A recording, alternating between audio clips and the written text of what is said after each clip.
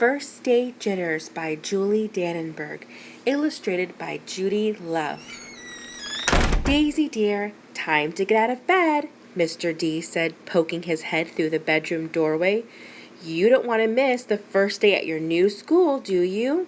I'm not going, said Daisy as she pulled the covers over her head. Of course you're going, honey, said Mr. D as he walked over to the window and snapped up the shade. No, I'm not. I don't want to start over again. I hate my new school, Daisy said as she tunneled down to the end of her bed. How can you hate your new school, sweetheart? Mr. D chuckled. You've never been there before. Don't worry, you liked your other school. You'll like this one. Besides, just think of all the new friends you'll meet. That's just it. I don't know anybody, and it will be hard, and I hate it, that's all. What will everyone think if you aren't there? We told them that you were coming. They will think that I am lucky, and they will wish that they were at home in bed like me. Mr. D sighed. Daisy Justine Delacruz, I'm not playing this silly game 1 second longer.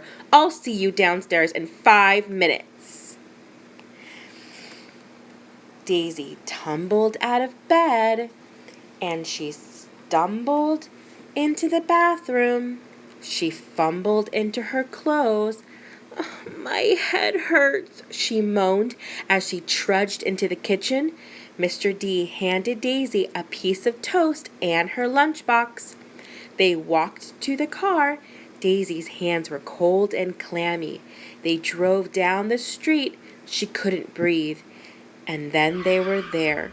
Oh, I feel sick, said Daisy weakly. Nonsense, said Mr. D. You'll love your new school once you get started. Oh, look, there's your new principal, Mrs. Martin. Daisy slumped down in her seat. Oh, Daisy, Mrs. Martin gushed, peeking into the car. There you are, come on. I'll show you where to go.